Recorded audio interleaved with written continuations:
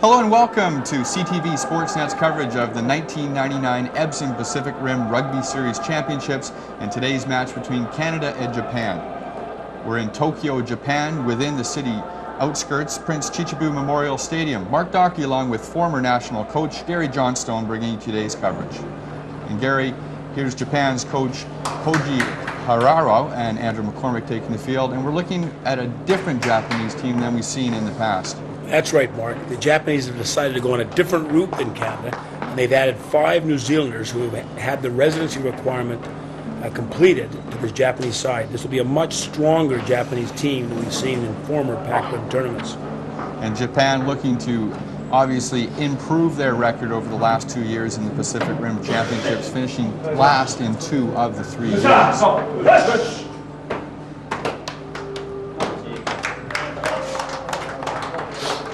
As the teams take the field, Japan, as you said, local media calling them the Cherry Blacks because of the 5 Kiwis that they brought in, filling the residency requirements. Well, some of the players actually expect these guys to do the haka before the game because the third of the team is New Zealand background. There's the captain, Andrew McCormick. He comes from a very famous rugby background. His father, Fergie McCormick, is well known. Jamie Joseph, World Cup player, played against South Africa. He'll add great strength to the side. And speaking of World Cup players, there's the veteran John Graff leading his players onto the pitch. Canada fielding a slightly younger team, but still the talent to be successful at this championship. Dr. Pat Parfrey, the coach of Canada, he's playing a lot of players in this Pac-12 championship. He's waiting for their internationals to come back from their professional season overseas. And this team will get stronger and stronger as it competes in this series. And as we have talked about Japan, John Hutchinson, a lot of weight will be placed on his shoulders to fill some of the gaps left by those players playing professionally overseas. Well, I think Hutch is one of the guys that can understand the Japanese players. So if they've got some line-out calls in Japanese, I'm sure Hutch will pick up on them and transfer them to the rest of the boys. Hutchison, one of the Canadian players playing overseas, actually playing for Suntory in Japan. It's a beautiful day here in Tokyo. Ideal conditions for today's match. What you see in the field, Mark, is sand, lots and lots of sand. And it'll be interesting to see how the boys handle it. But it's ideal conditions for a game. We should have a great game here today. And hopefully Canada will get off to a great start. And we'll be right back with the coverage of the '99 Championship Series.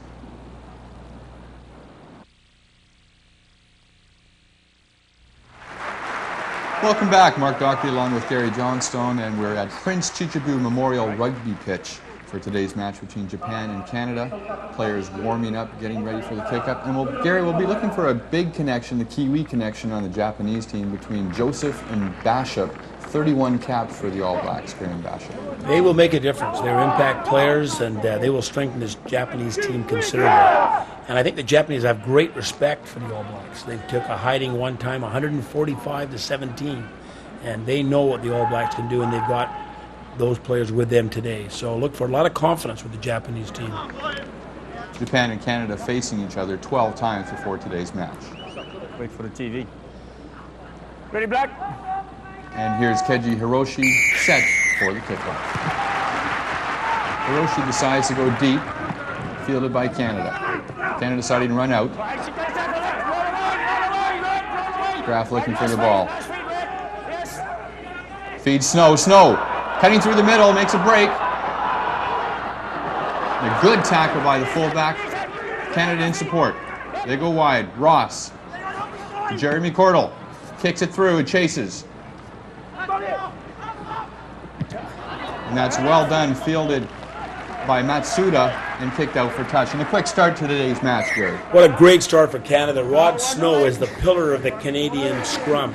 Plays professional in Newport, Wales. He's one of the most feared scrummagers, and he takes no prisoners. He had a great run there and good ball production by Rod Snow. Great start First line for out, him. fellas, up on the channel.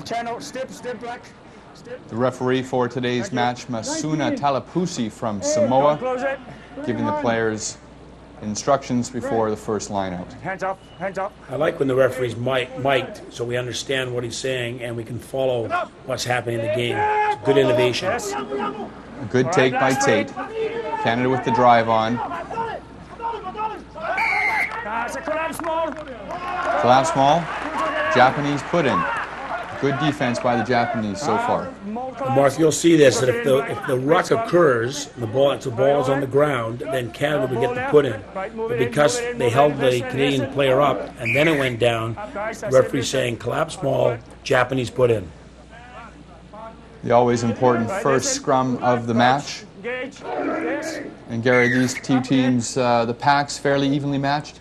Well, I think so. Canada's got a very large pack, and I would expect Canada to show some dominance in the set scrums. You've got John Teal, tight head, Dunkley at hooking, and Rod Snow at loose head. And I think Canada will move these boys. Going through the Japanese roster, there's the great All Black Graham Bashop scrum half. And Japan working the left side. Ball out to Hiroshi. Angles it to the right side, fielded by Pagano. Whistle's gone though. We have an offside call against Canada. Mark, you'll see with these games that often the penalties will go to the team that has possession, the team that's going forward. So the initial possession is going to become extremely important. Canada lost that because the referee felt they were collapsing the scrum and the Japanese were given a free kick. If he finds touch, it'll be a line out to Japan, kind of a double penalty. And Keiji Hiroshi doing just that, finding touch. Asagawa will get set for the line out for Japan.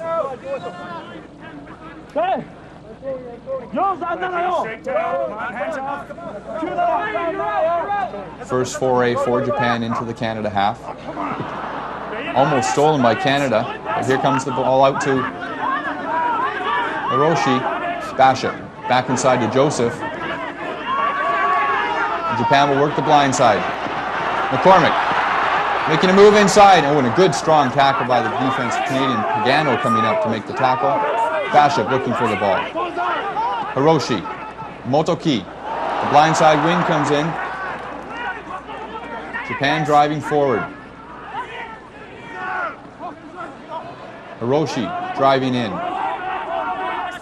There's Bashop. Once again to Joseph. Good strong tackle by Healy. Bashop working the blind side. McCormick tries the dummy step, going nowhere.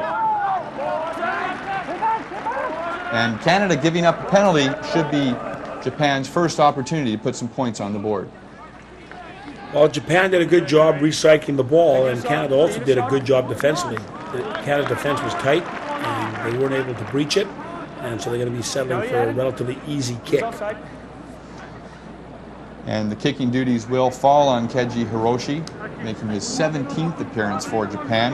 The 26-year-old getting his first cap back in '94 when he played against Hong Kong. Mark, in Japan they call him the Golden Boot, and he's amassed 69 points in this tournament over the 3 years it's been going. However, he's a ways behind Bob Ross, who was the top point scorer at 186. And those two will match up today in the kicking duels. Bobby Ross for Canada and the Golden Boot for Japan. And the Golden Boot using the not so traditional sand instead of the tees that a lot of international kickers are using.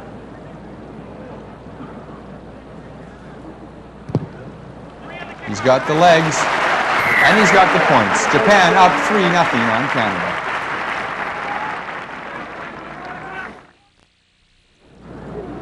And play about to get underway. Canada behind Japan early in this game, 3-0. Bobby Ross with the restart. Danny Baugh gathering the ball. Graf keeping it tight. He'll work the open side. Ross pushes one through. Nichols to chase. And the mark given and taken by the Japanese winger. Quick tap, and Hiroshi to clear, and he finds touch. Canada's in good field position now, so that was a good kick by Bobby. And they now should have possession of the ball inside the Japanese 40. Both teams fairly even matched in the lineout. Now we have a look at the Canadian lineout. Snow, Dunkley, Teal, the front row. Tate and Healy, Hutchinson, Baugh, and Banks in the back row. And here comes Canada driving. John Graff digging for the ball. Retained by Canada. Oh, and a good move by Hutchinson, driving forward. There's Teal. Graff looking for it. An attempted kick blocked by Stanley, but picked up by Cordell. Stanley regains it. Here comes Graff. Banks collects.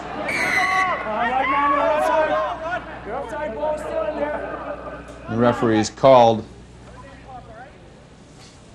an infraction against Japan, giving Canada an opportunity to put some points on the board and Bobby Ross to kick.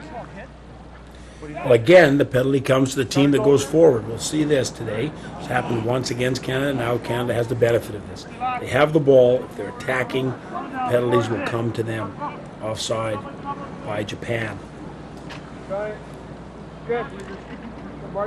It's a much tougher kick for Bobby than the first kick by the Japanese, number 10. The pack talking it over as Bobby Ross gets set to attempt the penalty kick. Well within his range, though, and Bobby Ross not using the sand, using the Tetley tee instead. Now, that tee was actually invented by a guy from Canada named Don Burgess, and he's marketed those tees all over the world. What a great idea to speed the game up. So the Tetley tee, created by Don Burgess of Victoria, British Columbia, former international fullback for Canada. The past and present connection. Bobby Ross, 280 points for Canada internationally, playing in his 31st test.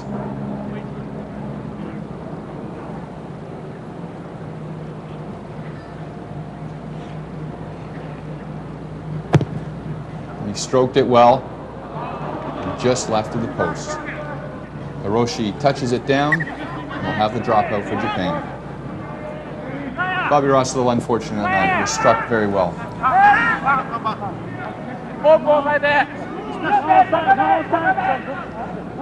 Japan getting organized. Hiroshi for the dropout. Decides to go short. Knocked forward by Japan. Referee allowing play to continue. Ross. Back inside to Stanley. Looking for support. Driven backwards. Canada there in support. Canada had the numbers, and they'll get the scrum. And Canada looking to keep it quite tight early in the going. Well, I think so. They've got a good pack, solid pack, and I think this is where they feel they can take the Japanese apart. Certainly the scrummaging has been very solid for Canada so far. Ross with the put-in to Stanley looking for some space. He's driven down. Ball retained by Canada. Ross to Snow. Snow stopped. And here comes Hutchinson driving forward, looking for support. Reversing the field. Ross. Out to Cordell. Cordell looking for some space. Back inside. And Stanley, unlucky not to turn the corner, driven out of bounds, and Japan will have the line out. Well, I like to be able to hear the referee, advantage Canada, advantage over. So if there's a mistake made, you'll get the advantage to play on. It's a great law for rugby, but you must take the advantage quickly. Got a front man down here, fellas. Get up. Front man down.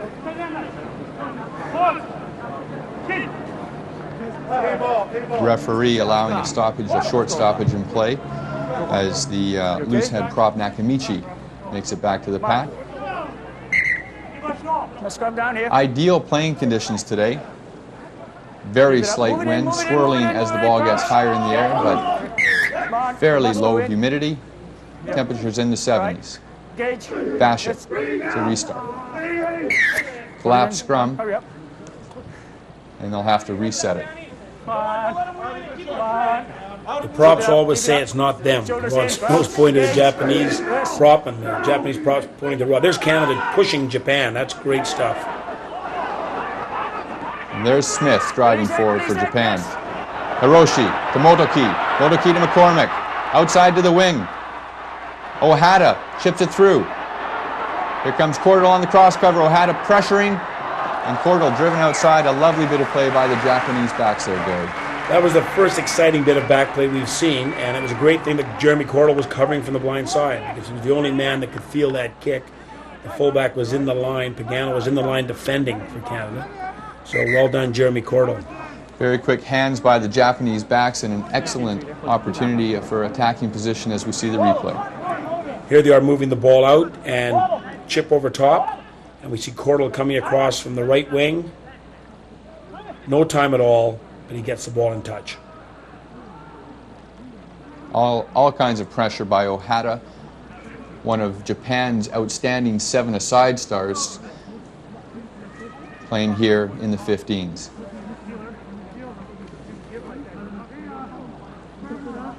Stoppage in play, one of the Canadian players down, being attended to. Now, if a player is injured, nowadays in rugby you can replace up to 7 players, either for injuries or substitution. But it looks like no one is coming off right now. So line out Japan. Canada will be careful to drive this lineup. They don't want Japanese catching the ball and driving them across the line. I'm not sure if Canada will even compete for this ball, but they're ready to drive this line out. Hasegawa with the throw. That's taken well by Wanatabe. Good defense by Canada, driving the Japanese forwards backwards. And they've won the ball. Digging for it. Graf gets it to Ross. Looking for touch. Bobbled by the Japanese wing Ohata. Puts the up and under. Chases. Little indecision by the Canadian backs as to who was going to take that ball. Here comes Japan. Driving forward. There's Greg Smith. Joseph taking it on. A good tackle by Teal. Some desperate defense here by the Canadian pack. Bashop looking for the ball. And once again, the ball comes out on Canada's side, and Ross is able to clear. Great defense by Canada. I'm sure Dr. Parf will not be pleased that the boys let the ball bounce inside their 22, because the ball is not round and it bounces in funny ways. So you need to catch that ball. But both times, Japan took it in and Canada took it out. Well done, Canada. And it looks as though Japan will make an early substitution. Goshi Tashikawa looking to come in for Tasumo Matsuda. Where the flag is. Red, yeah, stay there. And Hashigawa must stop while they make the substitution. There is Tashikawa.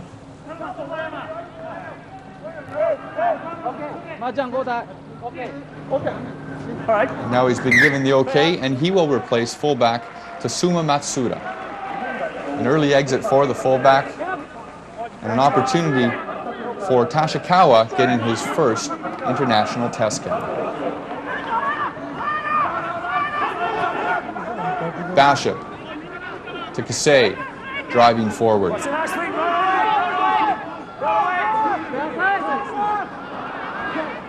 Smith goes in to help out. Bashop digging. There's McCormick, a good strong tackle by Stanley. Once again, Japan driving on the blind side. They're within 10 meters. Bashop linking to McCormick. McCormick makes a move inside and he's in. Japan with the first try of today's match, and it's the veteran captain, Andrew McCormick. Well, there was a lot of pressure from a long time by Japan, and they kept recycling the ball, and the holes opened up. Now, it was disappointing here. They had too few guys on defense, and John Graf's not able to stop McCormick from going over the line. Jeremy Cordell played the Canada defense. What he did is take the two fellows on the outside and hope the inside cover would pick up Andrew McCormick, and there just weren't enough Canadian players there. And it was the veteran captain for Japan, Andrew McCormick, linking well with the Kiwi connection, Graham Basham.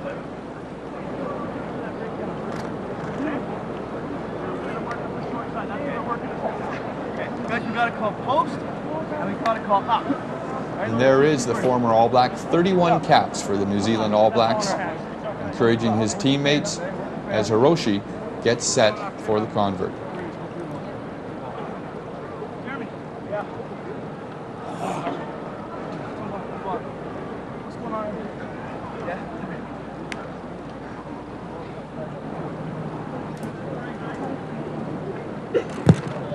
Hiroshi struck it well. Oh, and a beautiful convert, giving Japan the 10-0 lead.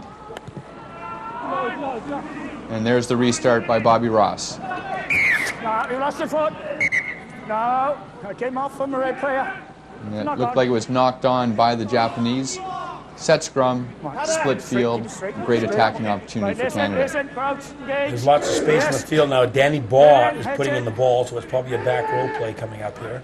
Stay in, Red, stay in. Yes. Baugh and Banks driving. Graf. Courtney Smith coming in from the blind side. Tate in support. There goes Banks driving. Out to Ross. The miss ends up in Stanley's hand, and here goes Cordell looking for support. The Japanese have taken the ball off Jeremy Cordell. Now they have the ball. Bashop, a deep kick fielded by Pagano. He comes out. Still has the ball. Looking for support. Out to Danny Baugh. Danny Baugh making a break. Cutting back in the middle. Still on his feet. Japan, desperate defense. Graf to Ross. Cordell looking for the outside. Oh, and unlucky, driven out by the Japanese winger Ohata.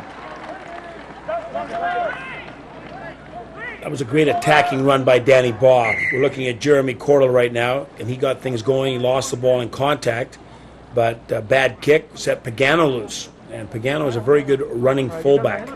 And linking with Danny Baugh. Danny Baugh has wing speed. He's the open side flanker for Canada. He plays professionally in Cardiff.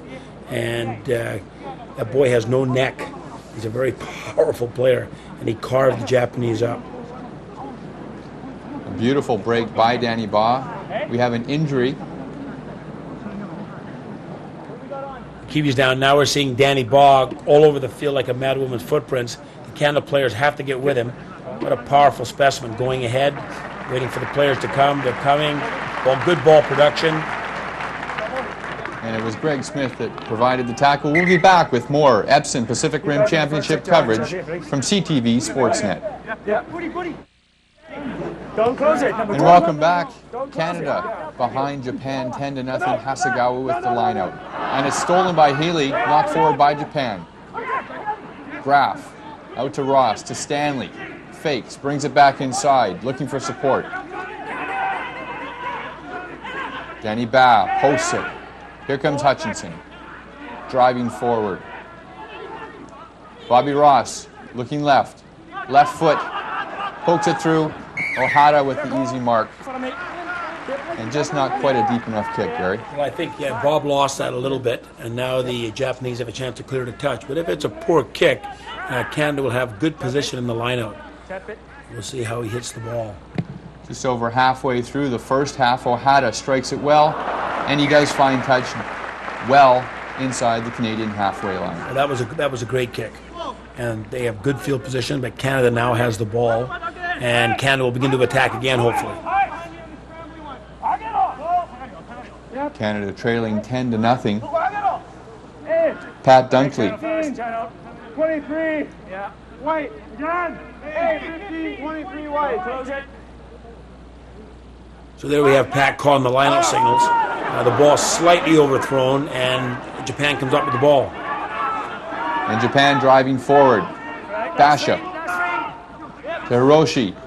The miss pass to McCormick. McCormick breaking through, cutting back to the middle. And a tap tackle by Pagano stops him. Japan still driving forward. Bashop looking left, keeping. Some tenacious defense by the Canadians. Japan driving forward. Bashop to Hiroshi. Back to Kasei. Here goes Motoki. He's stopped. All sorts of pressure by Japan. The Canada defense is spread. They've got to force an error here and get the ball back. We can't let Japan score again. and get too far ahead. Back inside to Joseph. Joseph driving forward, looking for support. Great pressure here by Japan. The referee's blown the whistle. Excellent. Canada will breathe a sigh of relief here. The ball's gone forward. The set scrum goes to Canada, and Canada has withstood the pressure. Some great pressure by the Japanese pack, driving forward time after time after time. And we've got an injury, Canadian player down. Andrew McCormick cutting through the middle again. This is the play of the match so far for Japan. And Pagano reaches out, brings him down, Snow's supporting, and he's not tackled, but he's stopped. Well done, Canada. Some great pressure by the Japanese. There's McCormick. Has the only try of the match so far. But Canada able to sustain that pressure defensively. And there's the Japanese coach, Keiji Hiraro, looking on anxiously. His side ahead 10-0. Canada with the scrum. It's a good solid scrum by Canada. Graf finds Ross. Ross unable to find touch. It's fielded by the fullback. And here goes Tachikawa. Driving forward. Japan penalized for holding onto the ball in the tackle.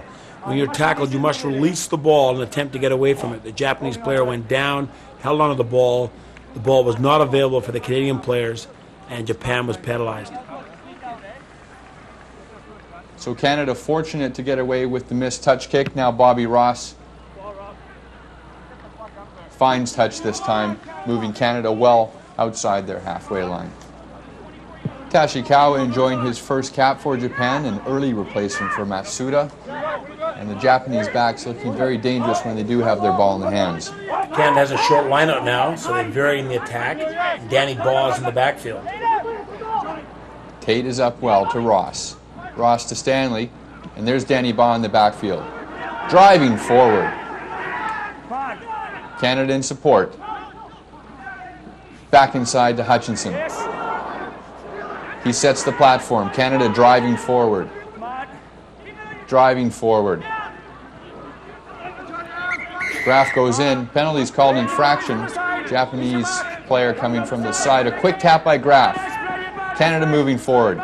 Inside the 22. Japanese players not back 10. This is a kickable kick. Will they go to the corner or will they take the 3? Bobby Ross deciding what to do. And it looks as though he's elected to go for goal. Yes, he's indicated. Jamie Joseph's got his head down a little bit. He looks like he's puffing. And this game's being played at a pretty quick pace.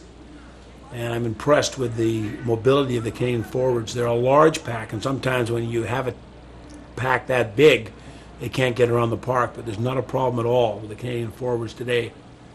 Just outside the 22 for Ross. Fantastic opportunity to put some points on the board for Canada. Japan leading 10-0, and there's Joseph recovering.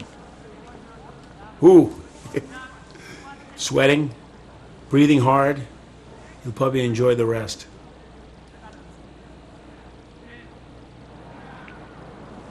Ross lining this one up. Unsuccessful on his first attempt, but well within his range here.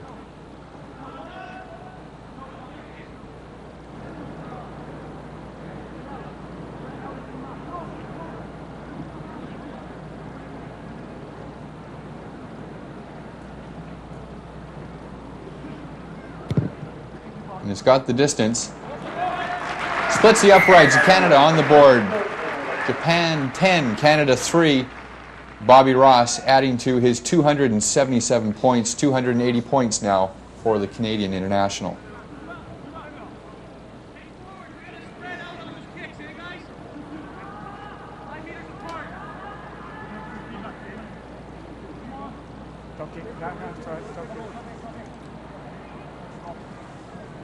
Hiroshi to restart. It's a high dropout. Canadians take that well. Knocked forward.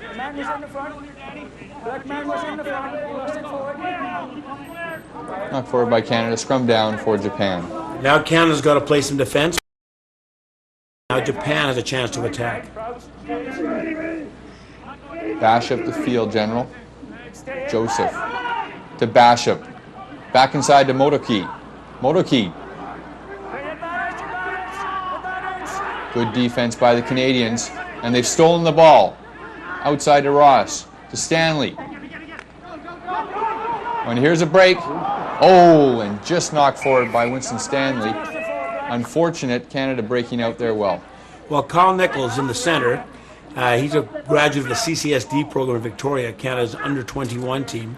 He's now playing professionally in Newport in Wales, and him and Winston are a new center pairings. So they'll take a little while to get used to one another, and I think it's a good combination. Winston Stanley with 28 caps for Canada, but this is his first as the outside center. Packs will get set to redo the scrum. Bashop.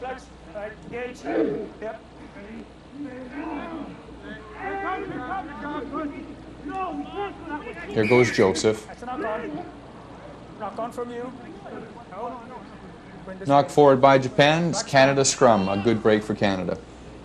Right, it is a game of possession, and you want to force the opposition into mistakes, into knock-ons, into forward passes. Japanese coach, he is not as relaxed as he was earlier. Canada put the pressure on now. Banks holding for Graf. Graf to Bobby Ross. Elects to put up the up and under. Good pressure here. The fullback Tashikawa taking that well, looking for support.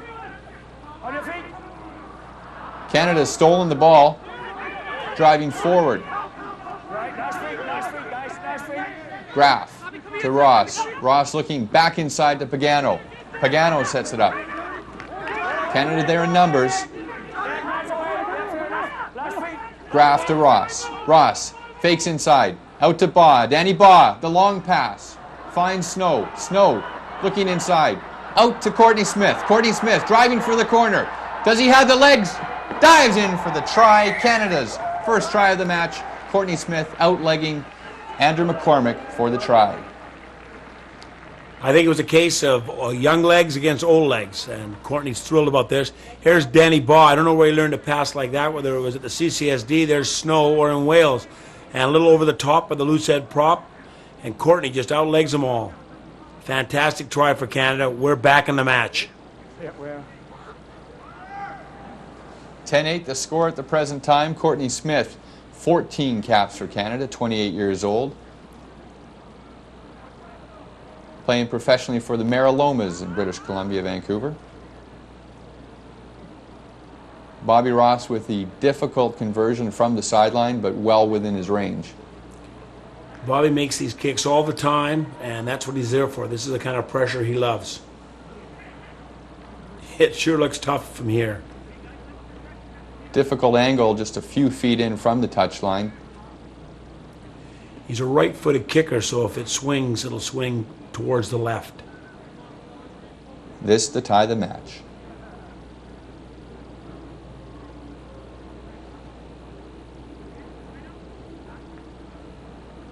And he stroked it well, and he couldn't have struck it any better. Canada ties the match. Bobby Ross with the convert, Courtney Smith the try.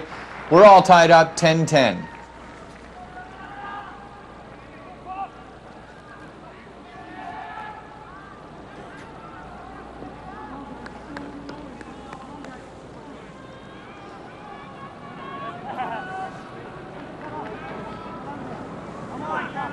Andrew McCormick, the captain for Japan, rallying the troops. Hiroshi looking to restart, electing to go deep.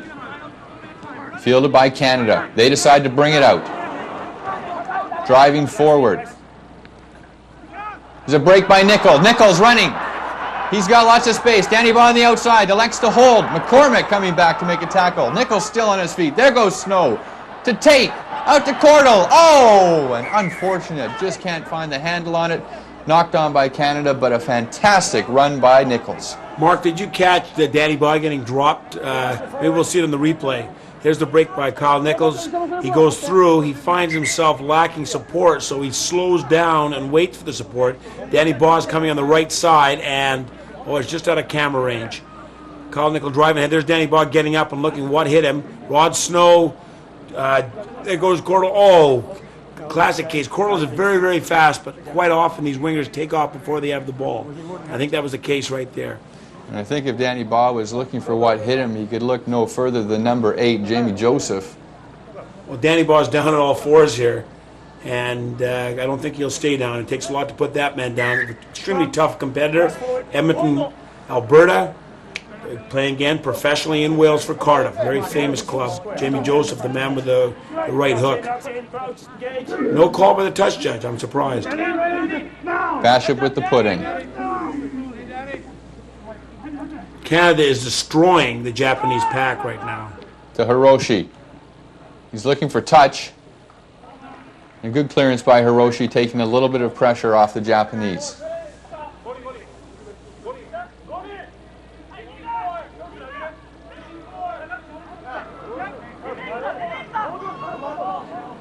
A lot of chatter going on here. A little disorganized. Japanese tending to their line out. Canada with the line out just inside the halfway mark. 10-10 the score. Canada with a golden opportunity for attacking position. Tate up to take it. There's Banks driving forward. Hutchinson. Healy driving. Blindside, Ross. De Pagano puts it through and is nailed as he makes the kick out on the full. It will come back, but Pagano just thumped as he pushed that one through. Well, there's no call on the play, so the referee felt that he was tackled as he kicked the ball. It was a bit high, I thought, but we're seeing a very quiet performance from the touch judges who actually help out the referee in those cases. The referee's done a good job so far, and I like the manner in which he handles the players. Hasegawa with the line out.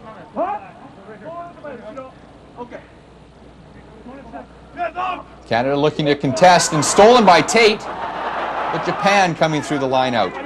Driving forward, there's Joseph. Bashop to Hiroshi, Motoki to the right foot and through. Pagano chasing, looks for touch. Hasn't found it. Here comes Japan. Looking for support, McCormick. Canada's stolen the ball again. Unbelievable. Some great work by Canada. There's Courtney Smith making a break. Going to the blind side. Working hard, but loses the handle. Knock on Canada. Japan put in. Courtney had one hand on the ball and one hand on the Japanese defender. Unfortunately, he lost the ball in contact. Set scrum, change of possession, Japanese ball. Great defense by the Canadians. Courtney Smith becoming the scrum half for a moment, seeing an opportunity, taking the break, but Tashikawa on the cross cover playing fullback was able to make the stop.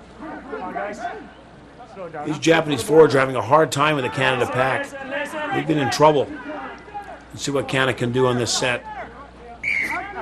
Front row of Snow, Dunkley, and Teal doing well against Nakamichi, Hasegawa, and Kasei. Another collapsed scrum, Dunkley down. The injured Canadian player will have a stoppage in play. As Keiji Hiraro, the Japanese coach, looks on, must be a bit more concerned than he was early in the match. He was smiling early, but at 10-10, winning and losing is very important to international players. There are no excuses. And he's playing at home, so he should be favored. The Canada team is on a roll right now. Pat Dunkley getting a little massage here in the back of his neck.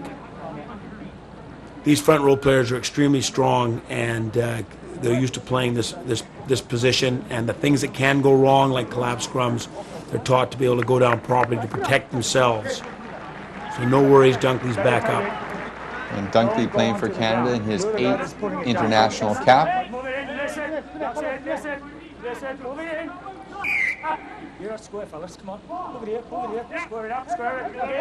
And Talapusi doing a good job with the direction for the scrum. Here comes Joseph, stopped by Graf.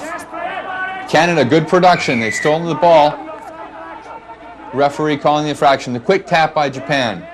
Driving forward. Out to Hiroshi. Brings it back inside, looking for support. Bishop to Motoki, driving forward. Great tackle by Nichols. And that tackle by Nichols producing the knock-on by Japan, Canada scrum. Right, we have about 4 minutes to the half, and on the replay we see Kyle Nichols coming in to make the tackle, turning his player, and the ball coming loose, and going forward, set scrum, Canada ball. And the tackle player played the ball on the ground for a penalty. We'll take the set scrum. Canada. Ross switching the field. There's Nichols, partially blocked, but gets it through. Back chases O'Hara, touched the ball, and we'll have a Canadian line out. Do you notice how high John Tate is getting in the line out? Again, a professional player for Cardiff, a product of the CCSD program, the Canada Under-21 team, located in Victoria, British Columbia. And he's a great line-out forward. He's the main man in the line-outs for Canada. We'll see if Pat Dunkley can hit him. Don't close it, hands off. And a fairly easy target for Dunkley to hit. Tate at 6'8", and that was Healy taking it this time. Went to the front with Tony Healy. Come on, take your man off the ground. Don't do it again. Infraction against Japan. Canada with the penalty. What Japan was doing is they took Healy out. As he jumped for the ball, the Japanese player just submarined him, and that's dangerous play, and Bobby will stick the Japanese team into the corner. Ross punishing Japan for that infraction, driving the ball inside the Japanese 22. Great opportunity for Canada just before halftime. Hold it. Power that.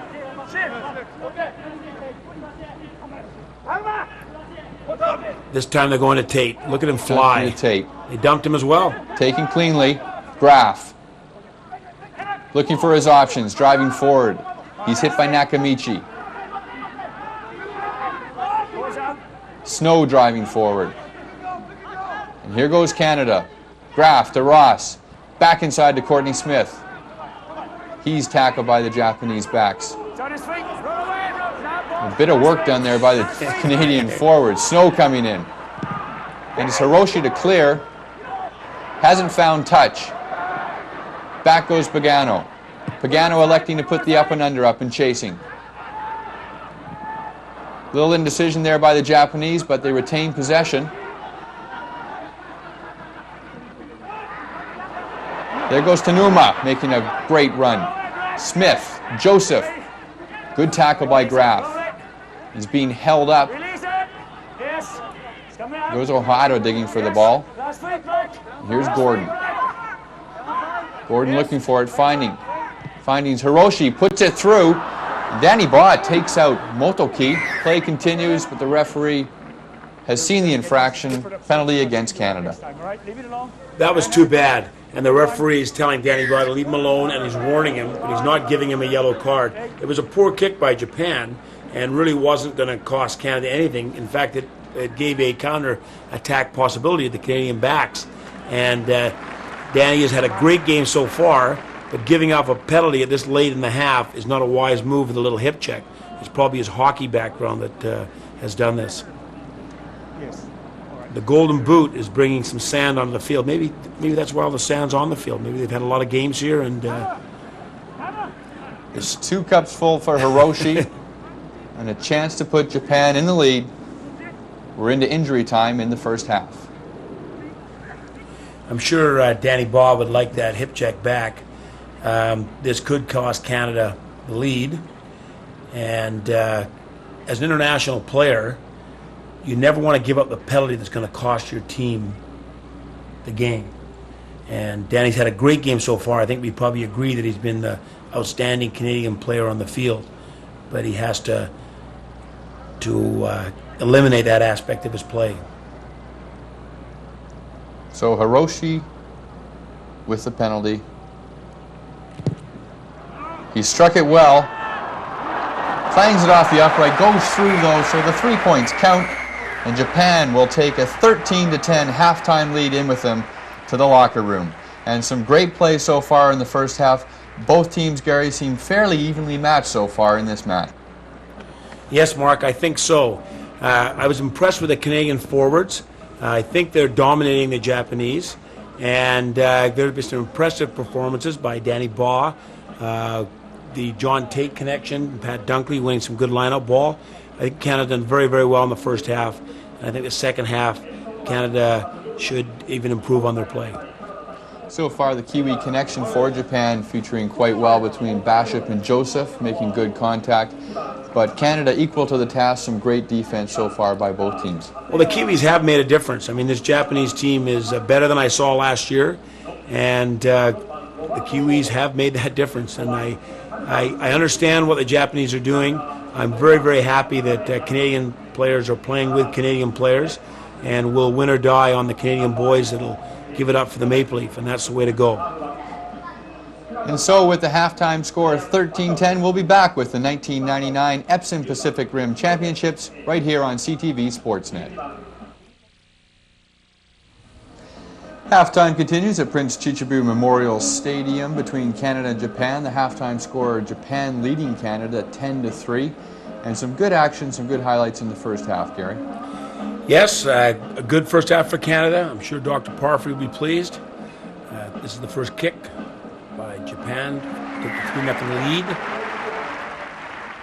Penalty given up by Canada, but Hiroshi making them pay, stroking the 3, early lead for Japan. And then we have an attempt by Bobby Ross on the far side of the field, and he's just wide, so Japan still leading 3-0 at this point. And a good build-up here leading to Japan's first try. Right, and then we have Andrew McCormick knifing through the Canada defense to score first tie to Japan.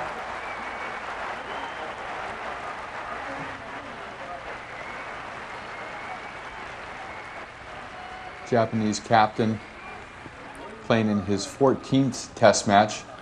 And you see how Jeremy Cordell stays with the winger on the outside. It looks like he probably should have pinched, but he was playing the Canada defense. That's what he's told to do. You'll see here, Canada doesn't do the math. They don't have enough guys defending on the blind side. Johnny Graff comes across and makes the tackle, but it's too late. And coverage of the 1999 Epson Pacific Rim Championships on CTV Sportsnet continues after this. The first match of the 1999 Epson Pacific Rim Championship Series and halftime score between Japan and Canada. Japan leading Canada 13-10. A good half of action. Here's Canada's first try. Ross to Ba. The long looping pass to Rod Snow. Looks outside to Courtney Smith, and it's a foot race between Smith, McCormick. McCormick, Smith. Smith dives in for the try. Canada on the board. And Gary, a good half of action resulting in this build-up for the first try for Canada. That was a great try by Canada. Coaches a lot of times orchestrate tries. They plan set moves. This was impromptu moves. Danny Baugh throwing a huge looping pass to Rod Snow. Rod driving ahead, giving the ball to Courtney. Wheels it in for the tally.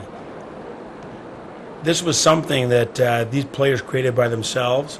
And at my club, they call it rockabilly. So we just get it going. Bobby gets it going. Danny Baugh. Now watch Danny Baugh's support play. He's taken out of the play. Rod Snow gets... why Rod Snow's out there, I don't know. But watch Danny Baugh coming in from the side. And look where Danny Baugh is in support. That's great play by Danny Baugh. And the Canadian backs not getting a lot of ball in the first half, but making do with what they did get, scoring the try. Japan up 13-10. We'll be back with second half action on CTV Sportsnet.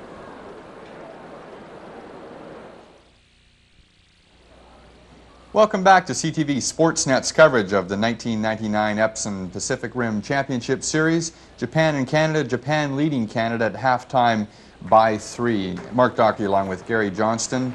Gary, what can we expect in the second half between these two clubs? Well, I don't think there'll be much change at all in the pattern of play, except I would imagine Canada and maybe Japan will fire in some players off the bench. There's 7 players that are able to be substituted for, and I would imagine we'll see some of them in the second half. So some tactical substitutions made by both clubs. Do you think that Japan will try and open up and have a more running style of play that we're used to seeing from the Japanese team. Well, I think they wanted to do that in the first half, but I think Canada's defense was so tight, the pressure was great, and they weren't able to do that. They'll continue to try to do that as the game wears on. That's Motoki limbering up. As we look at the Japanese coach, Keiji Hirao has to be pleased with his club's performance so far. Some excellent defense and making the most of their offensive opportunities so far. Yeah, he's glad they're probably not down by 40 points. And he's faced that situation before with the Japanese teams. But this team is a stronger team than we've seen in the past. And certainly the 5 New Zealand players are making a difference. Canada, of course, the 3-time champions of the Pacific Rim Championship Series, the defending champions, as Bobby Ross gets set to restart the match. And I think Dr. Parfit will be pleased with his Canadian boys' performance. They're going to look at a lot of players, and they've got some decisions to make, and this is the time they have to show up. So some of the guys will show they're ready for this level, some will not. Here's a little trick play by Canada. They're kicking to the opposite side to Winston Stanley, and I think they have possession again. And it's Nichols who takes it on. Graf to Hutchinson driving forward. Dunkley in there in support. It's Graf looking for the ball. Ball's gone forward in the contact. It'll be a Japanese scrum. But a good opening set play from Canada. Great. So Canada's showing they're going to take it to the Japanese right from the beginning. Johnny's complaining about the call, but it was clearly a knock-on. And the referee seems to be in good control of this game. We have an injury stoppage here. Again, the Kiwi open side flanker is down again. Greg Smith being attended to by the Japanese physicians.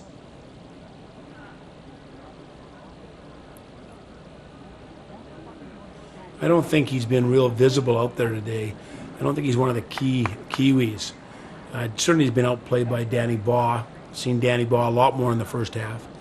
But sometimes the guys that are doing all the hard work, you don't really see them all the time. So hopefully that's what he's doing. And Smith up and about, seems to be all right. A quick word or two with Bishop, who settles in for the put-in of the scrum.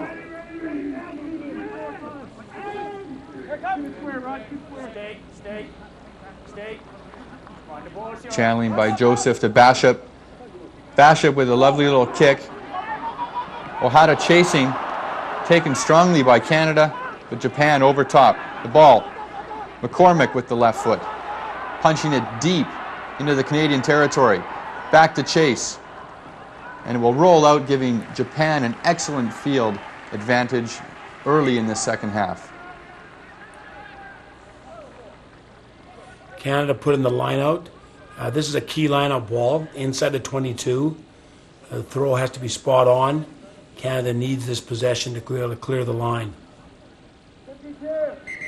It was Tashikawa giving chase to the McCormick kick, but the kick finding touch, and Dunkley will bring it back in for Canada, deep inside their own 22.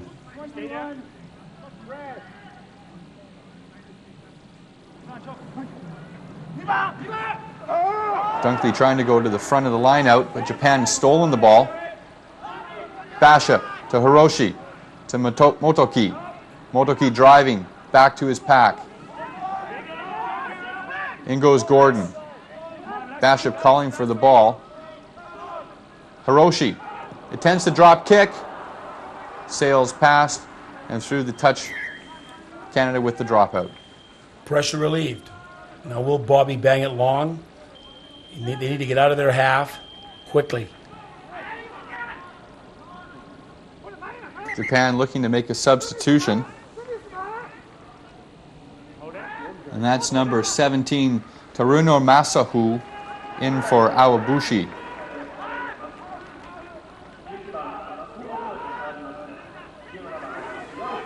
Canada has a little trick sevens play to maintain possession, and they do maintain. They're running the ball out. Great stuff for Canada. It's a low pass that's knocked on. And a little argy-bargy here. We haven't seen much of that today. Canada, unfortunately, being unable to hang on to the ball here. Nichols takes the high pass, is tackled by the replacement for Japan, and can't funnel the pass. I think it was Ryan Banks. Banks coming on in support. So an early test for Iwabushi, tackling Nichols and stopping the play, giving Japan the scrum. Japanese player wearing those shoulder protectors. They call them body armor. Canada just stole ahead. Banks to Ross. The missed pass on. Offside on Japan. That was a great scrum by Canada again. John Graff takes a quick tap. There goes Danny Baugh. Danny Baugh breaking through the middle, looking for support. Unable to connect with Snow. And here comes Japan. Ohata taking the corner. He's got space. Oh, and great coverage by John Tate, forcing him out just before the halfway mark. Will give Canada the line out. John Tate is one of the fastest players on the Canadian team. He's got great pace. He gets around Jeremy Cordell, and luckily for Jeremy, Tate comes across and pushes him out of bounds. Tashikawa, his first test match for Japan today, coming in as an early substitution for Matsuda.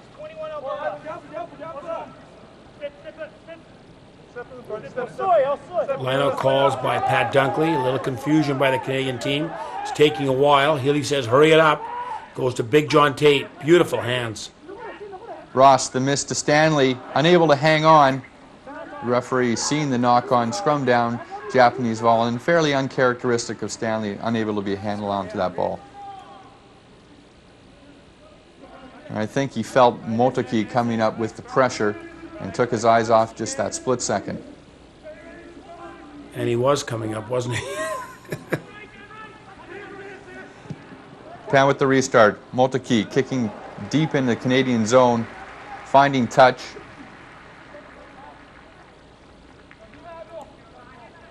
And Motoki having a strong game for Japan today.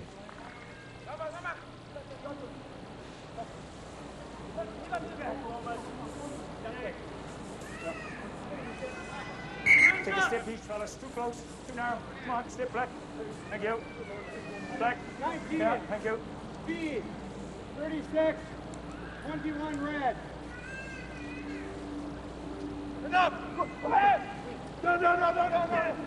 Beautiful ball by John Tate. Canada driving. Graff looking for the ball. It's got a kick coming here. You can see it lining that one up. Graff looking for a deep kick, but unfortunately it's out on the full. Japan will have the throw deep in the Canadian zone.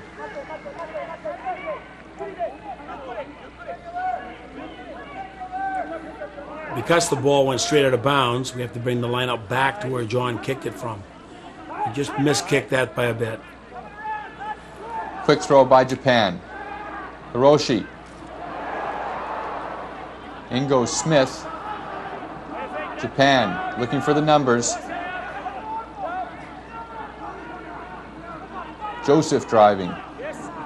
In goes Hasegawa. Watanabe, becoming scrum half, decides to take it on himself. And he's stopped by Teal. Teal and Tate. Bashop now calling for the ball.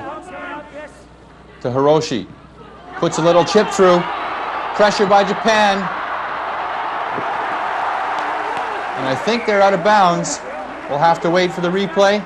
The touch judge will make this call, and the referee's point out of bounds, so it'll be a line-out Canada's ball 3 meters from the Canada goal line.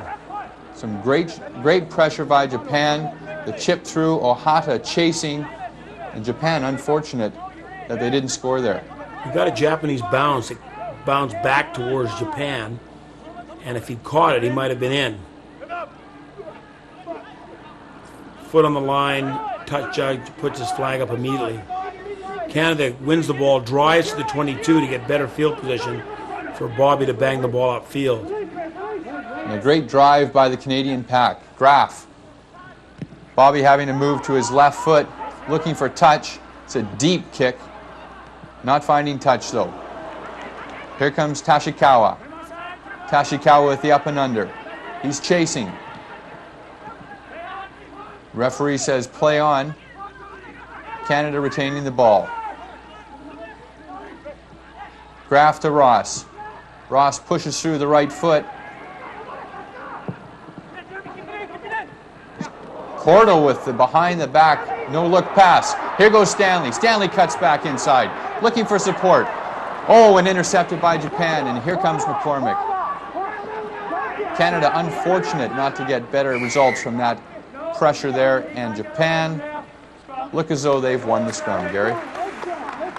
Well, Jeremy Cordell there, a bit of creativity. Look at a little volleyball move. He sort of bumped it back inside, and then Winston took the ball upfield and flipped it behind his back right to a Japanese player.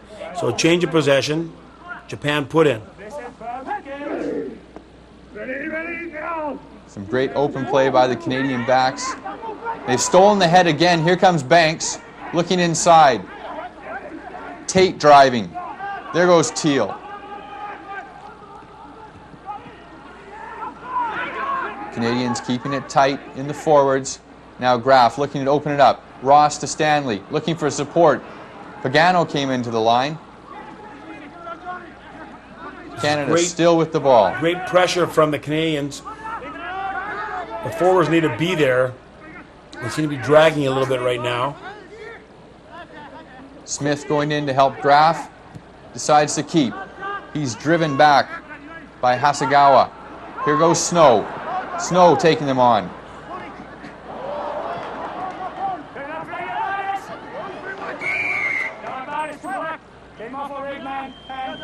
Knock on by Japan. It will be a Canadian scrum, but some great pressure there by Canada. Japan's holding. I mean, Canada is pressuring the line, but Japan's defense is solid. And they're bringing in another substitution. A front row substitution. Naoto Nakamura coming in for Kenji Kasei, who's played well. But one of those tactical substitutions we were talking about early, Gary. Right, I think they want some fresh legs. The Canadian scrummage has been superior to Japan. Making a few changes in the Japanese front row may make a difference. Canada has some good players on the bench as well. And just waiting for Pat Parfrey to make some subs for Canada. John Teal's stepping up, checking up his new prop that he must face. Actually, the new prop must face Rod Snow. So Snow, it's a daunting task.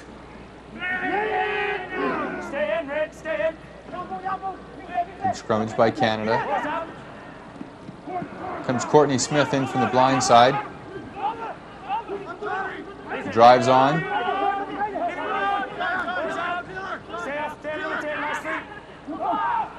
It's Teal producing the ball. Canada keeping it tight, driving forward. There's a ball by Bobby Ross. Breaks through. Here goes Nichols. Nichols driving for the line. McCormick stops him. Canada looking for support. They're knocking on the doorstep. Driving. Whistle's blown. And the referee's seen an infraction. They'll bring it back. He played the advantage. And Canada very unfortunate not to score there.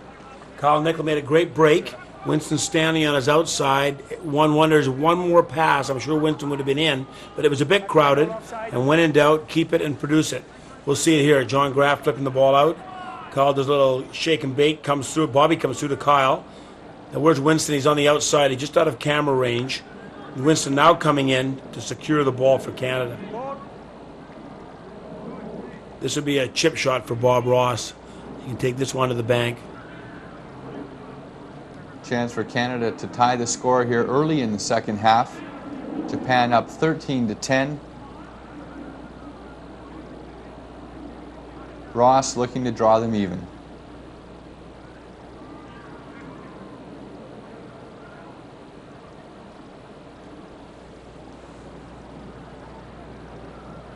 He prepares the ball just as if he was kicking it from 50 meters. Goes to the exact same motion. Bobby's got a little routine that he goes through, a little breathing there to relax. And hopefully this will sail between the uprights. And he struck it well, splits the uprights in Canada in a tie with Japan, 13-all early in the second half.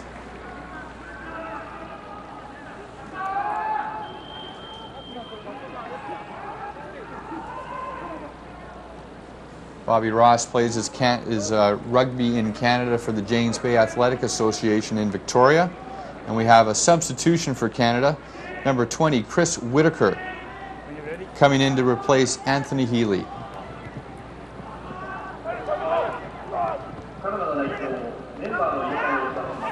Hiroshi putting the ball back into play. Here comes Canada driving forward. Look at the power on those forwards. Great stuff by Canada. Here comes Whitaker, first touch of the ball. Graf looking to the blind side. It's well caught by Pagano. Canada driving forward. Bobby Ross having a look. Kicking it deep into the Japanese territory. Tashikawa, no choice but to keep it deep, but fails to find touch. And here comes Canada on the counter. McCormick stopping. Ball pops out for Graf. Back inside to Hutchinson. Dunkley driving. Here's Whitaker again, looking for support.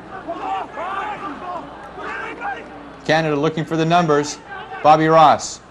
Ross to Nichols. And unfortunately, Rod Snow in the back line, unable to hold that ball.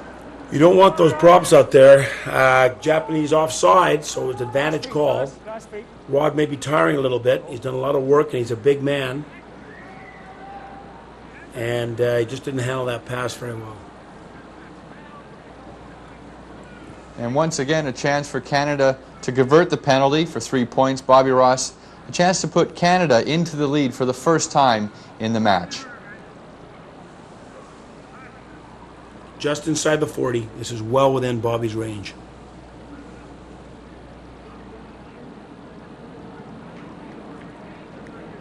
Japanese forwards getting some hydration there. Very hot day in Tokyo today.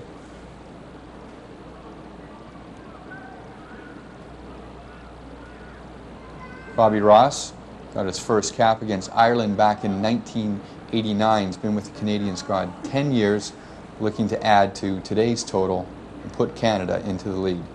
I remember the game. I was the coach. Close loss to Ireland in Victoria. Bobby's first game as a center.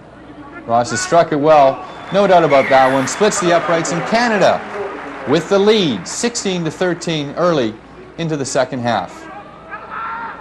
And Gary, Canada being rewarded for some good forwards play, driving ball, and get the 3 points. Well, we said at the beginning of the game that this could come down to the goal kickers. Two good goal kickers, and that's what's happened. And let's hope Bob can put some more points on the board for Canada. Hiroshi with the restart. McCormick looking outside. And he links with the flashy fullback, Tashikawa, trying to channel the ball back. Stolen by Danny Ba. Danny was offside. Offside, standing in an offside position in the ruck. Danny thought the ball was out, and so he picked it up. John Graf is complaining about it, but it was a good call. Talapusi right there to make the call, and Japan electing to go for goal. And once again, it comes down to the two kickers. Now it's Hiroshi's turn. This is a tough kick. Right-footed kicker, right sideline. I wonder whether he would be better off sticking it in the corner and get better field position, but he obviously feels he can make it, so he's going to take a shot. Keiji Hiroshi stroking the ball well today. Another injury for a Japanese player. That's number 6, Watanabe, getting some attention from the trainer as Hiroshi waits for his 2 cups of sand. 2 cups of sand, if it works for him.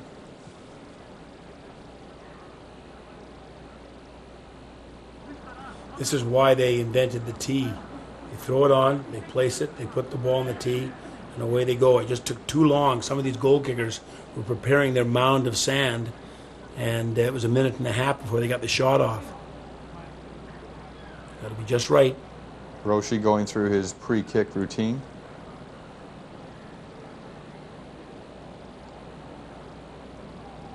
Looking to draw Japan even. And he struck this well, and it does. It just makes it over the crossbar. Canada and Japan all tied up at 16. You're watching Pacific Rim action from CTV Sportsnet.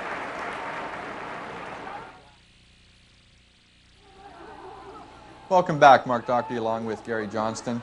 And Gary, Canada looking to put some pressure on Japan early in the second half. Well, the scoring's been Japan and Canada, Japan, Canada. They may come down to who scores last. It's a very even contest. Ohara making a break, but his foot finds touch, and they'll bring it back. Ohata, a dynamic runner for Japan, and you can see the Japanese coach, Keiji Ohara, giving a big sigh of disappointment there. That is stress. Tie game, we must win. Channel here. Thank you. 16, L, 31, 22, red. Hands off, hands off. Canada's call. It's a red call.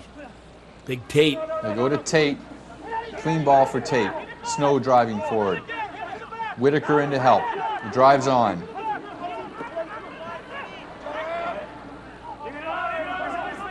Looked like Smith was offside.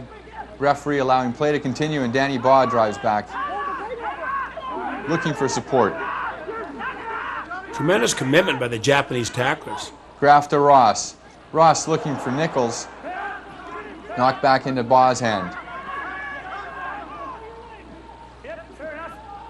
Japan there in numbers, but Canada able to funnel it back. Bobby Ross will try the drop kick. And it sails just left of the post, but not a bad option. If you can't breach the defense, then you just go over top. Put the drop kick down. That's one miss each for the Golden Boot and one for Bobby Ross. It's one of those things, if you make it, you're a hero. And Bobby has, I think, 5 or 6 drop goals in the Pac Rim competition over the years. He's the top point getter and the top drop goal getter. So Bobby could have hit that one easily. Ross with 7 drop goals in his international career, and Hiroshi electing to go deep. And it's fielded by Cordell driving back in, looking for the Canadian pack. Graf digging for the ball. Back inside to Whitaker to Snow, unable to handle it. Referee allowing play to go on. Now he'll whistle it dead.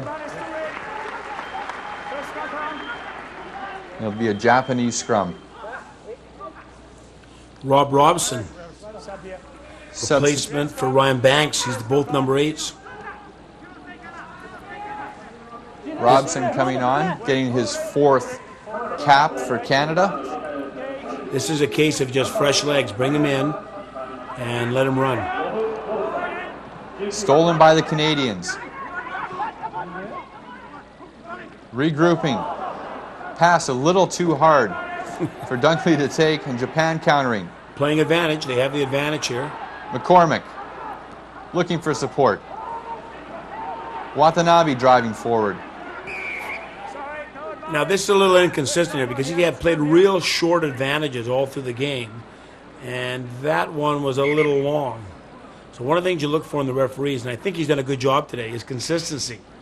You can live with anything as long as he calls it the same from the start to the beginning, from the beginning to the end. And that was a long advantage for him. For many referees, they play much longer than that. So the scrum will come back to the site of the infraction. The Japanese put in. I don't think Johnny Graf even saw the player stand there. He just whipped it behind his back and hit him right in the hands and the face, and maybe a sign of fatigue. Joseph channeling the ball for Basham. Puts the kick up to the blind side. It's Chase, caught well by Cordell, looking for support. Finding Ross. Out to Nichols. Nichols caught by McCormick.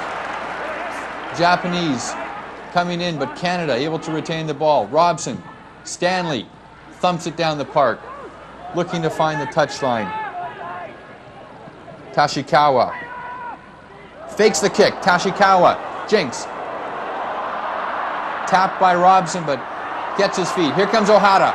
Ohata with some space. Driving through the middle. Janking, back inside. Japan still with the ball. Link. Oh, and a great cross-cover tackle by Jonathan Tate to catch Hasegawa. Japan there looking for the numbers. But a fantastic break by Japan, all starting with the fake kick of Ohata. Well, this is the open rugby that Japan has been looking for, but the Canadians have just penned them up all through the whole game. Robson makes the knockdown, but not the tackle. He's not held. Danny Baugh misjudges, and now he's following to support. Great run by Japan. Kyle Nichols sidestepped in, sidestepped out. Great moving, great jinking. And look at John Tate. I said he was one of the fastest players in the field. He's still following. He never gives up. If he did, it would have been a try. It ties the player up. Good recovery by Canada and exciting stuff by Japan. And this crowd certainly appreciates Japan when they play rugby that way. Now someone's hurt. Someone's taking some water. Everyone's taking a break. They're resting up for the big scrum to follow. Scrum down here. Black scrum. Sakata, number 22, in for Nakamichi, in some anxious moments for the Japanese coach Keiji Hiraro. His team now pushing inside the Canadian 22. Pat Duncan, the hooker, did not get his head down. The Canadian team wasn't ready for the scrum, and so they must reset. Canada needing a solid scrum here to get the clearance kick. Another collapse scrum. They'll do it again. The referee changes position to take a look at the tight head side. John Teal against his Japanese counterpart. John sets a little higher this time. Interesting pushing position. What's happened to the Canadian scrum? They just sort of disintegrated there. They've wheeled. Talapusa will bring them back to the mark and make them take it again. Hold it. We have a tight man. Tight 5 here. Hold on. Fix it up. Fix it up.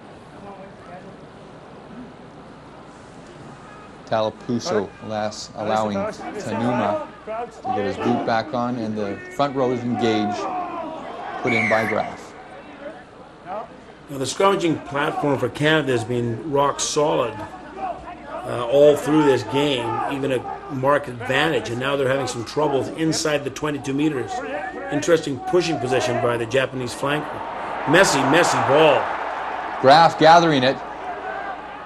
Some anxious moments here for the Canadian defense. Canada holding the Japanese at bay there. Japan looking for the quick tap, but they decided the better of it.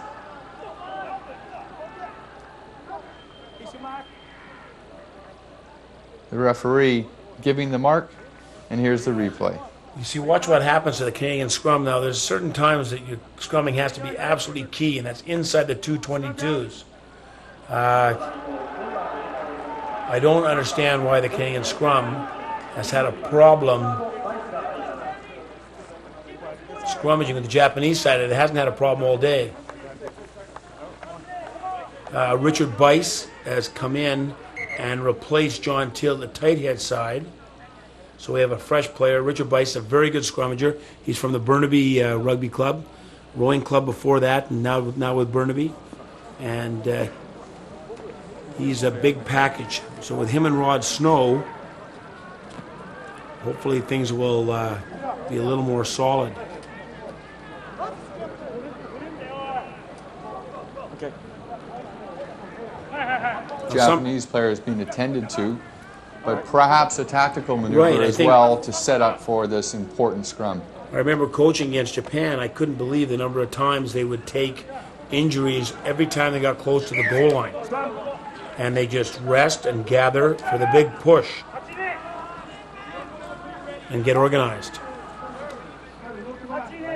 And it was a tactic, they call it turtling. Turtle. Crucial scrum here for Canada and Japan. Joseph picks and goes. Ross stops him short of the line. Japan there in numbers, looking to drive through. Robson holding up his man. Canada is in big trouble here. Bobby's calling for Canada put in, but no, it's Japanese put in because it was a ruck. It was not a maul being created in a ruck. It was a ruck from the beginning to end. So it will be a Japanese put in, and Canada is under pressure. Jamie Joseph almost scored. It was surprising he went to the right side. Danny Baugh's responsibility to make the tackle. Basham, the Japanese pack pushing the Canadian pack. They've popped Snow. Here's Joseph driving to the line. And this time he will not be denied. Joseph scoring for Japan. A crucial try for the Japanese. Well, that was disappointing. It was a tough man for Bobby Ross to stop. He's a big package. The scrum wheels. You see Daddy Boz being held in by the Kiwi flanker. And he is the main man. You want to stop Joseph on that side, not Bob Ross at about 180 pounds. Jamie, 110 kilograms. If I do my math, that's 220, 240, nearly 250 pounds. It's a mismatch. Having the fly half, having to make the tackle. Gordon seems to be injured. Gordon has been substituted. Yoshihiko Sakuraba coming in to replace Gordon. And Keiji Hiroshi will, with his 2 cups of sand, look to make the convert. Joseph, his first cap for Japan, 24 caps for the All Blacks.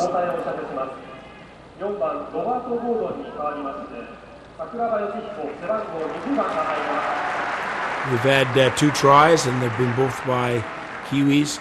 Even though you must say about McCormick is he's been in Japan for a long time. He speaks fluent Japanese. He's played there for a while. He hasn't come in just recently. Hiroshi makes good on the convert, giving Japan the lead 23-16 late in the second half.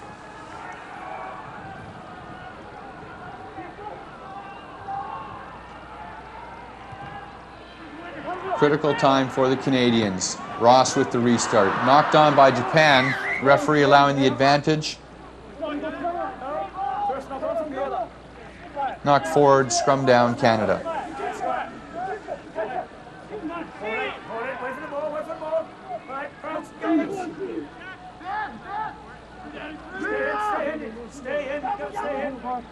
Canada's solid in the scrum again. Graf to Ross. A miss to Winston Stanley, who keeps his feet, but Japan there in numbers, driving the Canadians back, producing the ball. Here come the Japanese. Oh, and knocked on. Advantage. Here comes Cordell looking for support. Inside to Bice, can't hang on to it. And it trickles out a touch. But some great defense there by the Japanese, denying the Canadian backs any advantage. Well, Jeremy Cordell's there. The job of the Canadian team is to put Cordell into the open and let us use his great speed. And they're trying to do that. It just hasn't happened. It happened early in the first half, and unfortunately Jeremy dropped the ball.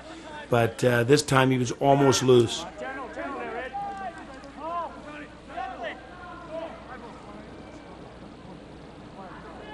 Hey, 41, 33. Hey, 41, 33. Alberta. Hands off, Rick, hands off. Dunkley looking to the back of the line out. Tate taps it back to Graf. Not straight. Not straight. Japanese set scrum, Japanese possession. Now Canada must play defense. I mean, it's inspirational when the Japanese score. They seem to lift their game a little bit, and Canada's got to get back on the boil if we're going to win this game. Bishop puts the up and under the blind side. Chased by Nakamura. It's a great kick. And a great kick by the 31 cap New Zealand All Black. First cap for Japan, Graham Bishop.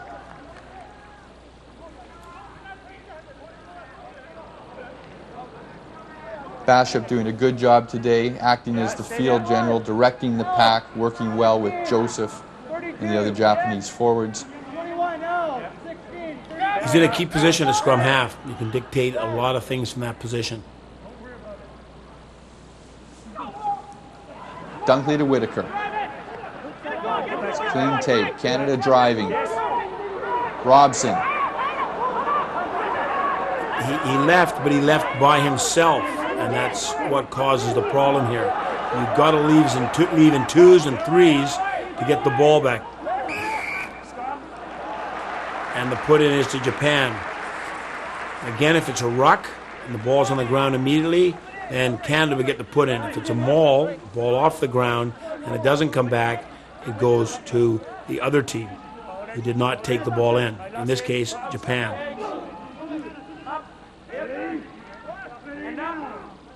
Bashop with the put in, picked it by Joseph. Eyeball to eyeball with Danny Baugh. And Japan penalized.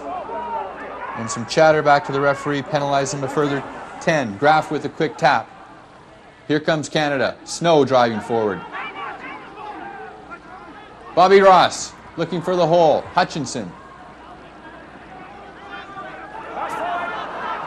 Canada looking for the numbers.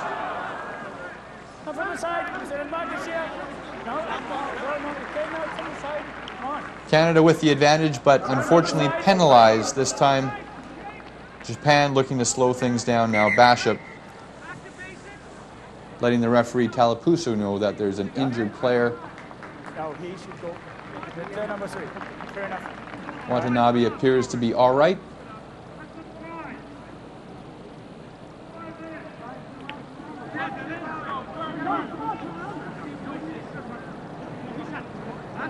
Hiroshi take the penalty, looking for position. Not a great kick, but Japan will have the line out.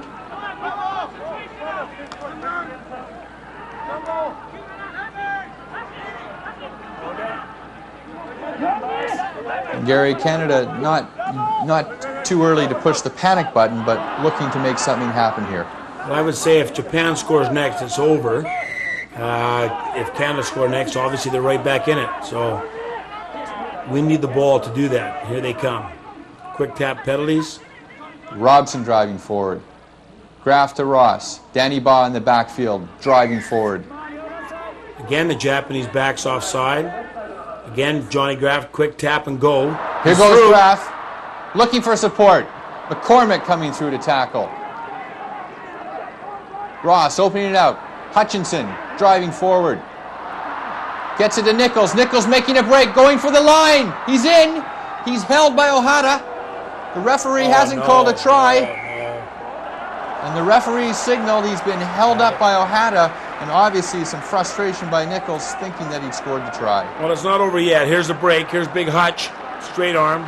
Many guys have seen that. Kyle Nichols going for it. He's got to get the ball down. The touch judge should be watching this because the referee's sort of unsighted. He's in the wrong position, as we are. And there should be a touch judge right on that side taking a peek. All he has to do is touch the ball to the grass, and it's a try. But Japan's still in trouble because Canada gets the scrum. Is it time for an injury now? Yeah, well, it's a Canada guy going down now. Rod Snow getting some attention. You see the pattern. You see everything was a 5-meter scrum. Somebody's taking injuries. Maybe Rod is hurt. I'm sure he's certainly tired, but they're gathering. This is an important scrum for Canada. Everything's got to be on. It was a tough angle to see whether Nichols actually touched the ball down, but Ohata doing a tremendous job turning, chasing, and catching Nichols, being dragged into the goal line area for the holdup. And McCormick again making some cover tackles. He's been a very, very good player for Japan. Here's the set. Canada must be solid here. The first one collapses, so Talapusi will come to the other side and have a look at Bice versus Sakat.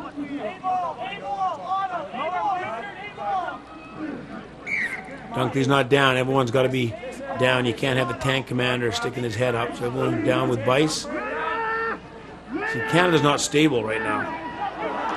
He stole a head. No. Stolen the head. The referee has his arm up.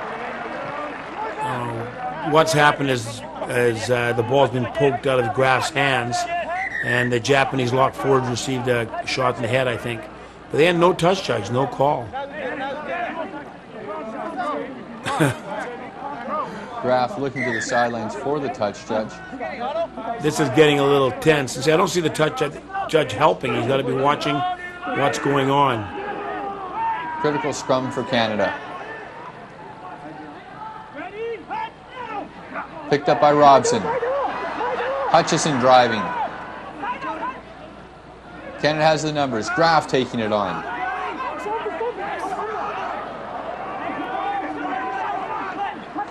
Here goes Danny Baugh, making a move, and he's over. Look at the power of Baugh, straight ahead running. Canada's most effective when that sort of thing's happening. The players taking it north and south. Danny Baugh has been excellent at that today.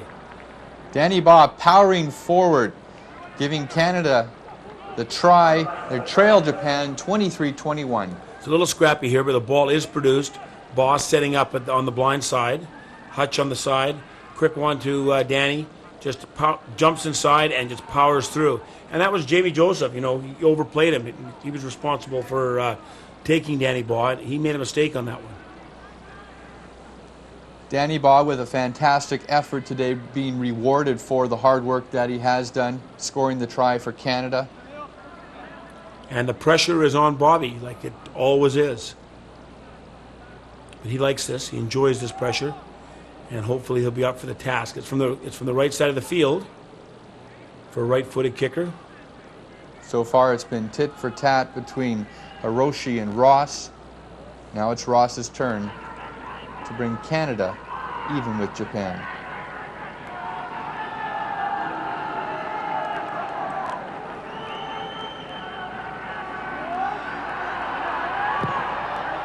Ross, it has the legs. Oh, and it's just wide of the post. A near miss for Canada and a fortunate situation for Japan. We'll be right back with more action from Japan.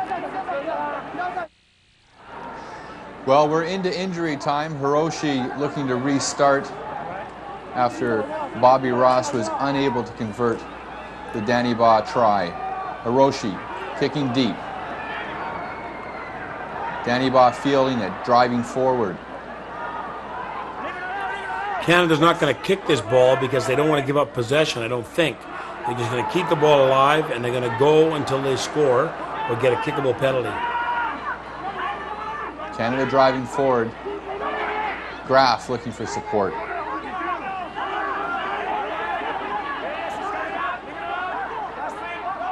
Canada doing well, sustaining the drive. Ross with the miss. Out to Snow once again in the backfield. Snow taking it on. Penalty against Japan. Offside. Graf with the quick tap. Looking outside. Oh, Canada unfortunate to not hang on to that. Not back 10. Not back 10. The Canada's got another Graf. The quick moment by Johnny Graf. Tap by Graf. The players have got to get with him. The forwards have to get with him.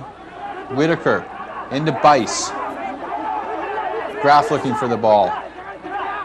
To Ross. Back inside to Snow. Here's Tate driving forward. Once again, Graf to Bobby Ross. The miss to Stanley. Stanley looking for support. He's got support on the outside. Ohata tackling Stanley. But Canada still with the ball. Now there's the knock on. And that's the end of the game. But that could have been a neck tackle on Stanley. It was a very high hit.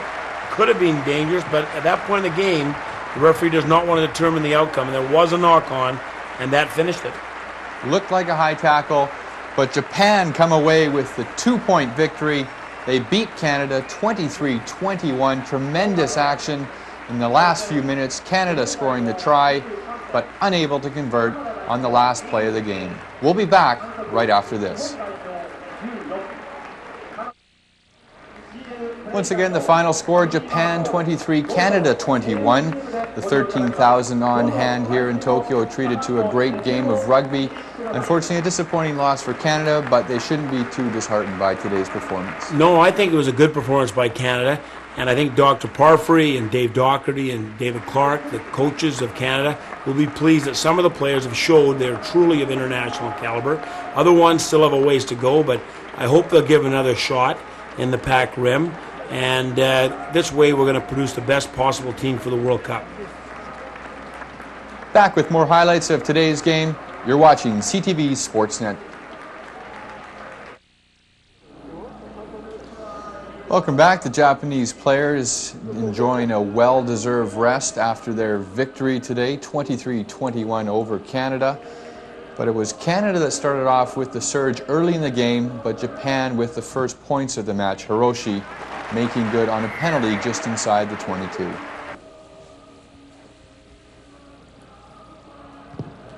Hiroshi, the same penalty, different angle, but both teams looking fairly evenly matched early in the going.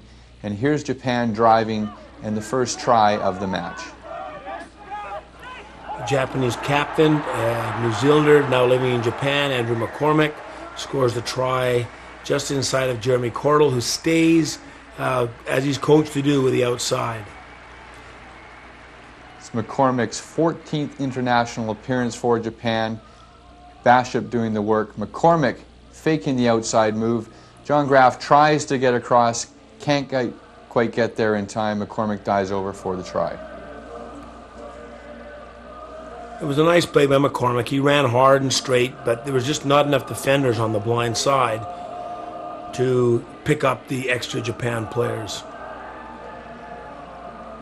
So with the converted try, it was Japan out to the early 10-0 lead when Bobby Ross replied for Canada, stroking the penalty. Japan leading at this point 10-3, and a great kick by Bobby, well within his range. Well, the leading point getter in Pacific Rim Rugby, Bobby Ross, right down the middle. Ross had earlier missed on a more difficult attempt from the sidelines, but giving Canada its first points on the board here, and then in charge of Canada's first try. Baugh to Snow, Snow setting up the middle, finding Courtney Smith, who just outlegs McCormick, diving over for the try. Canada on the board, unconverted try at this point, but looking to tie Japan early in the match.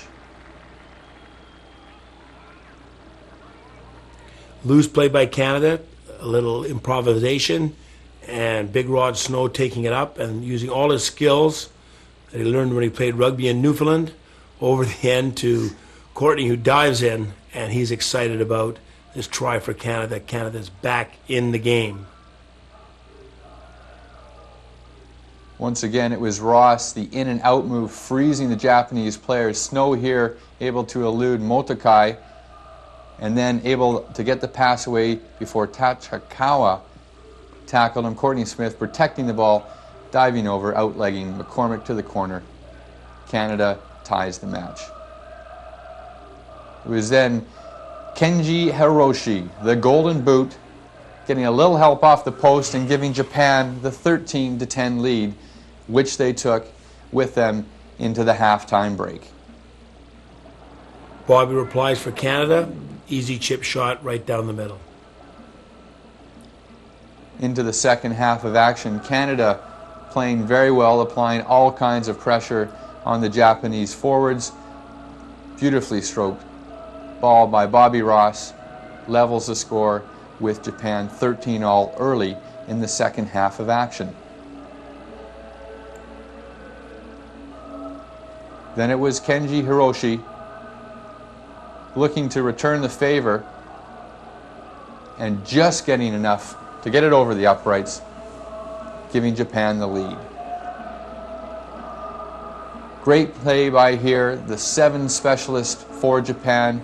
Ohata making some fantastic moves. Robson just getting the tap. Danny Baugh overcommits. Ohata able to get the ball out. And here comes Tachikawa. He's wheeling, he's dealing. Nichols turning inside out. Linking up with Iwabushi. Driving forward, and a great saving tackle by Tate. Saves Canada the try there. Good game by Canada. Looking at the Japanese coach, he's obviously relieved. He's got to face Tonga in a week's time. My man of the match, Andrew McCormick for the Japanese team, and I think Danny Baugh for Canada. I'm sure everyone will be happy with Canada's performance, but something to build on for the rest of the Pac Rim. I'll go on a limb here and say that Japan will not win the Pac Rim. So if Canada wins all the rest of the games, if winning is the option, then I think Canada's still got a shot at it. Gary Johnson with his prediction. Overall, a great match for Canada, a disappointing loss. However, they will live to fight another day, and that day, May 15th versus Fiji in Vancouver. CTV Sportsnet bringing you live coverage of that game, followed by coverage of Canada versus Samoa, May 29th. Once again, the final, Japan 23, Canada 21. Thanks for watching, and so long from Tokyo.